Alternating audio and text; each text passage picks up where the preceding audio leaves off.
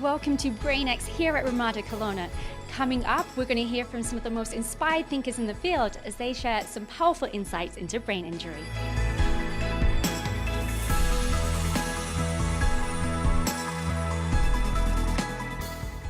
What I plan to do is talk about injury prevention, and I think today we've talked a lot about culture and mindset and putting ourselves in a position to develop, whether it's for ourselves personally or for the agencies we work for, a standard of care. And there's no doubt in this room there's a lot of caring going on and trying to fix the societal problems that we face. So I think today we're going to talk a bit about how we perceive risk. So I won't talk about regulation from a risk perspective.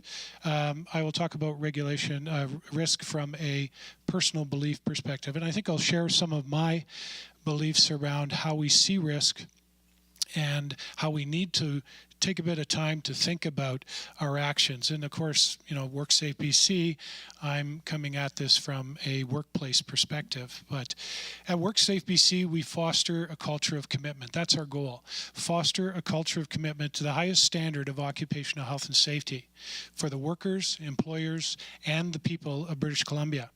And that's something we're honored to take on, but it is a difficult task because controlling risk is not easy. The issue for us, and for what I see from the work that I've been doing, is how we see it, how it impacts us, and how we react to it is completely different from each other. And it's a challenge for us. There's different factors that come into play that impact our ability to address risk and deal with risk. And so we're challenged to interpretate that, to figure it out, and apply the best decisions we can. And in that, that's where we talk about building a foundation of ourselves around risk. What is acceptable risk to you is maybe not acceptable to somebody else, and we'll talk a bit about that.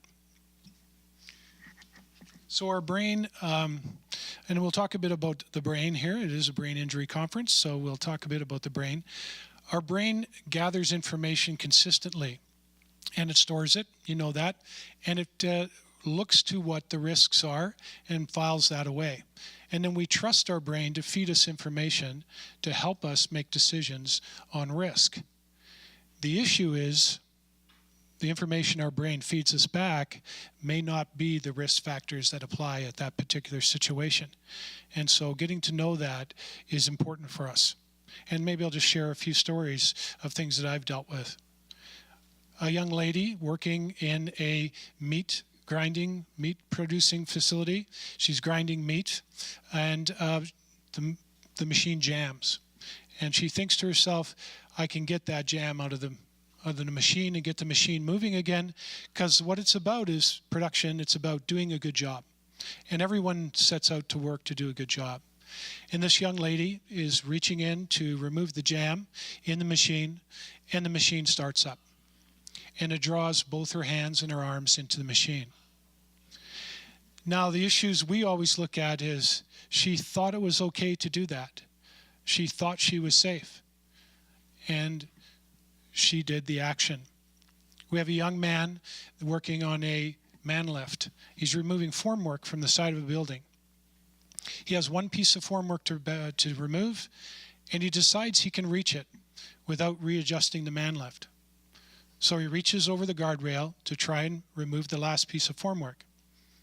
It comes away faster than he expected, and it propels him over the guardrail, and he falls 15 feet and hits his head and suffers a severe head injury.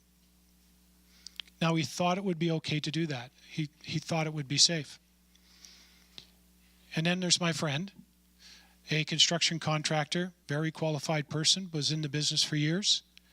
And we used to meet regularly for a cup of coffee every couple of weeks. He'd talk about construction.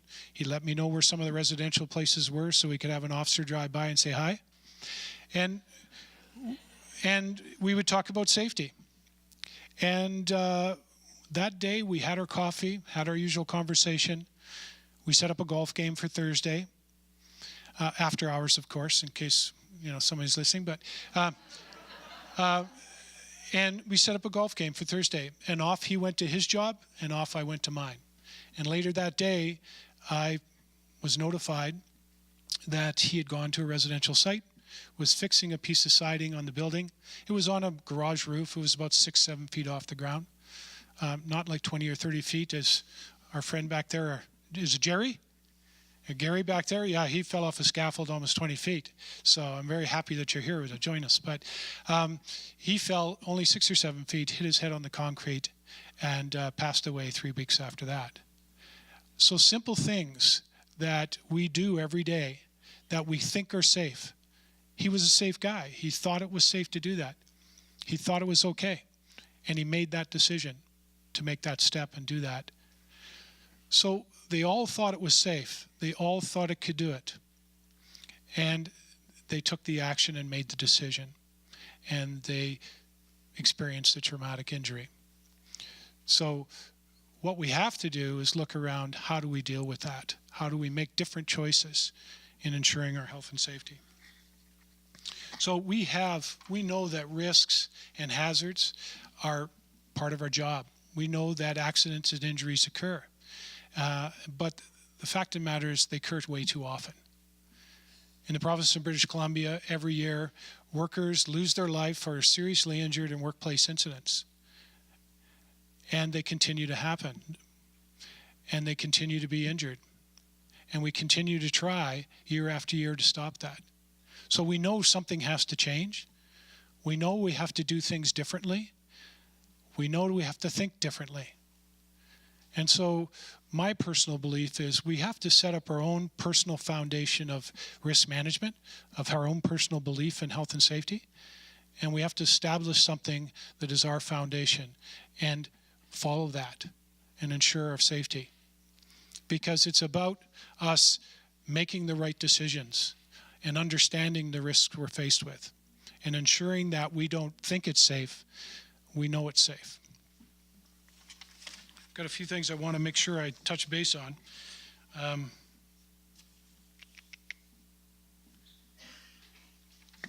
So we have, at WorkSafe BC, we have regulation. And yes, we can tell you how to live your life based on workplace safety. We have regulation. We have requirements for personal protective equipment. We have requirements for training. We have safer and safer and safer equipment being built. But workers continue to be injured.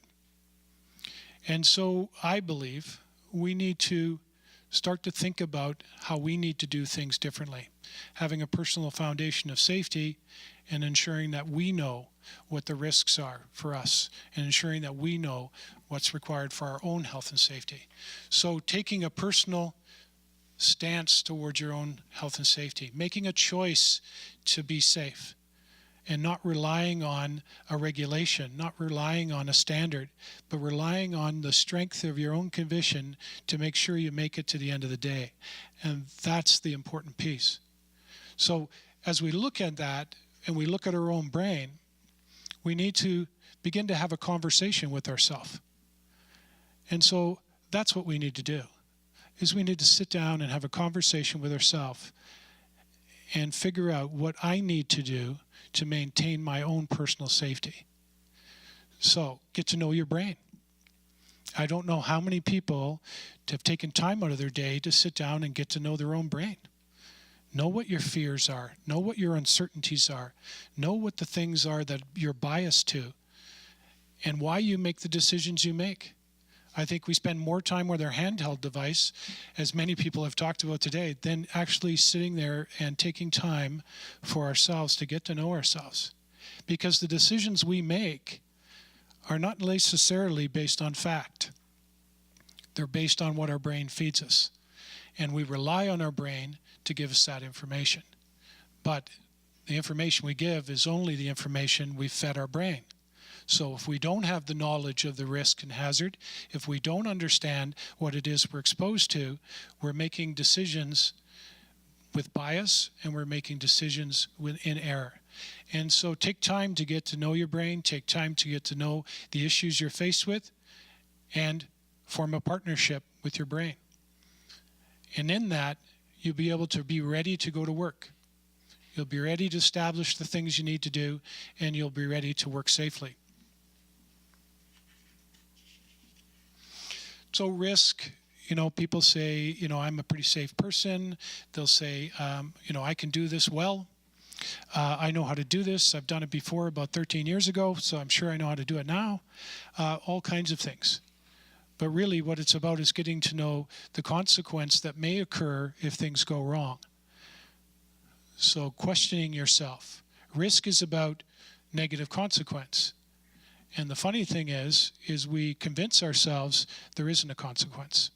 And so understanding how to recognize, control, and evaluate risk allows us to then protect ourselves when we're going to conduct an activity.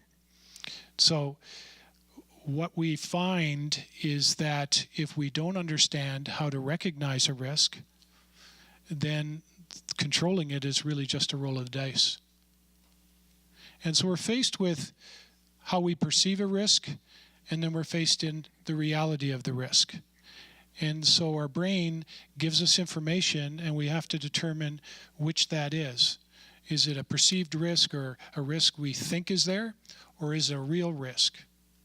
And so I say it's like going to an art gallery. Some people see a masterpiece, some people see lines on a page. We all see it differently. What you need to do is determine and educate yourself around what is the true risk. And then you can better make decisions about your own health and safety.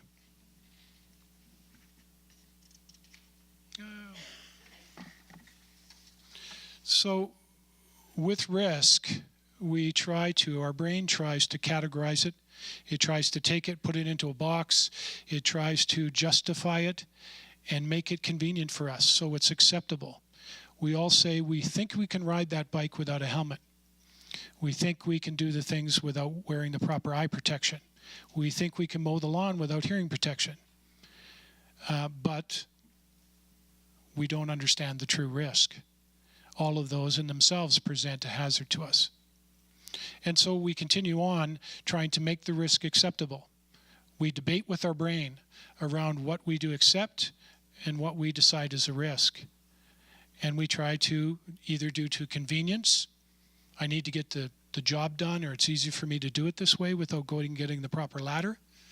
Or expediency, I don't have time to do this, so I'm going to hang up the Christmas lights really quick and then get downtown.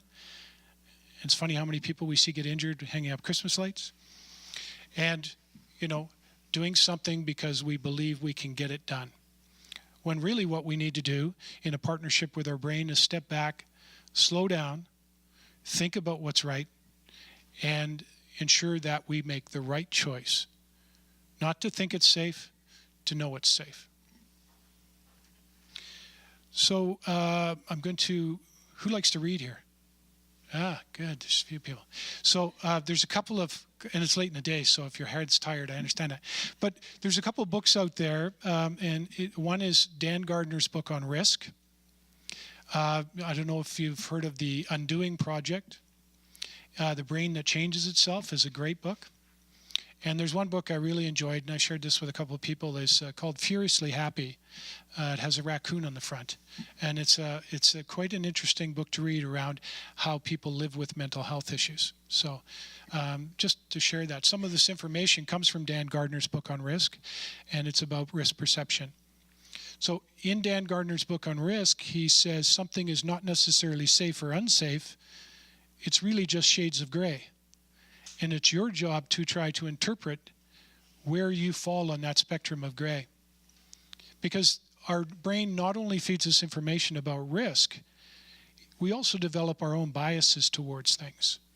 And so Dan has a whole host of information in there around bias. But a couple of ones I thought I'd share with you that are interesting is one called the example rule. And so in the example rule, we will find examples from our brain. We'll get examples from our brain to prove that we could do the risky behavior. And we'll ignore what our brain gives us to say, don't do it. So we say we can prove it's the right thing to do because we have all these examples. And then we have the habitation rule, which is something we see in the construction trade, especially with some of our roofing friends. But if I go up on that roof and I do the roofing time after time after time and I don't have a negative consequence, then I can rationalize that it's pretty safe to be on a roof without fall protection because nothing's ever happened. what we forget is every time we get up on that roof, we have a new risk, and that hazard could happen, and the risk and the fall could happen that time. And so you say you're exposed to a risk all the time. It's inherent as part of our natural everyday life. But you experience a close call every 1,000 times you're exposed to that risk. But we don't know if it's the first time or the 999th time. So the important thing about it is to recognize that the risk exists and handle it the same way every time. The other one is conformity. It's interesting that we'll conform to the strongest person in the group, the one that can convince us and influence us that what we're going to do is correct. And so go with them. And they influence, and we become just going with the herd. And so you find your own personal foundation of risk so that you can say, no, I still believe this is risky. If you guys all believe it's okay, go ahead. But I'm going to wear my helmet on my bike. And find that personal choice that you're going to make. And please don't follow the conformity trap. The other one is the confirmation bias, and we see this sometimes in risk management, where people collect evidence to support a belief.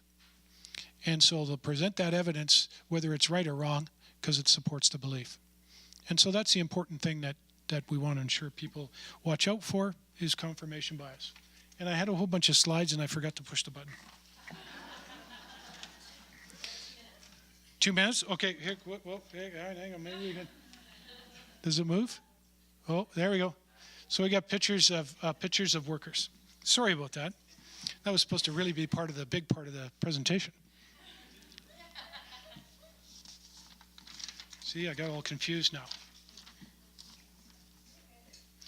So what we want to make sure we do is not anchor ourselves to our own bias, but anchor ourselves to a strong foundation of personal belief about risk. And so one of the things that I'm quite proud about the people I work with, the staff I work with, is just like you in this room, we're passionate about what we do. We care about what we do. We believe in what we do.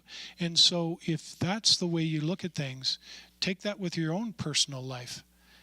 Be passionate about what you do, the decisions you make. Take time to think about those and ensure that they're not rushed, that they've been given the due consideration they need. Because you want to be here next year at this conference. We want you here at the next conference. And if I I'd push the slides, I'd probably be here next year at the conference too. But it was great seeing you guys, and it was great to be with you. So a couple of things I do want to leave you with is, we know risk is part of our everyday life.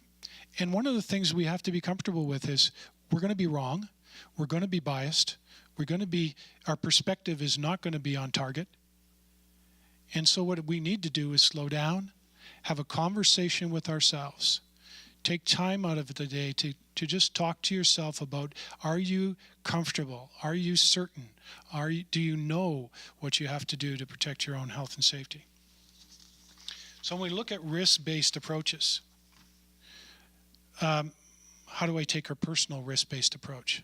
So the first thing I think, and this is, maybe I should preface this because this is not a WorkSafe BC presentation. This is my belief in what we need to do.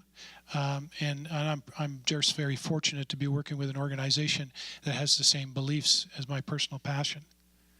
So to take a personal risk-based approach, we need to communicate with ourselves.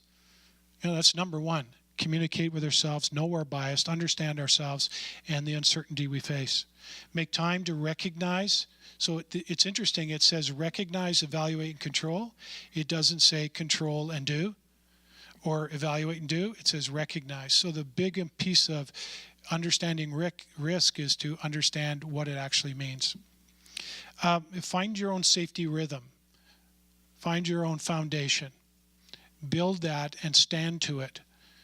So you don't have the issue of trying to follow the herd or follow out whoever you think knows best. You do what you want to do about your own personal safety. And inspire, of course, this is what WorkSafe does, inspires culture of commitment, inspire others to take a good stance towards risk management. They always say, I think this is a good one I took out of Dan Gardner's book, in math they always ask us to check our work, so why aren't we checking our decisions? Why aren't we stopping, slowing down, and thinking about what we do?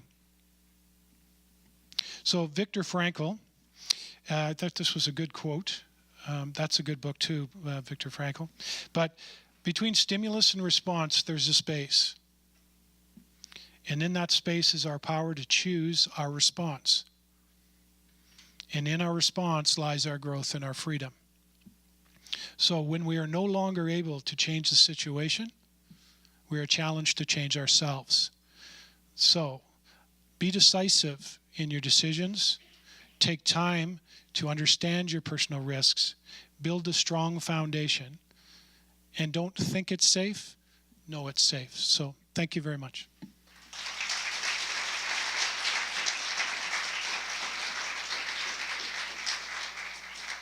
That's all from us here at the Brain X Symposium. If you'd like more information on any of today's topics, you can head over to Brain Trust Canada's website. I'm your host, Lucy Hazelwood. Until next time, this is Shaw TV.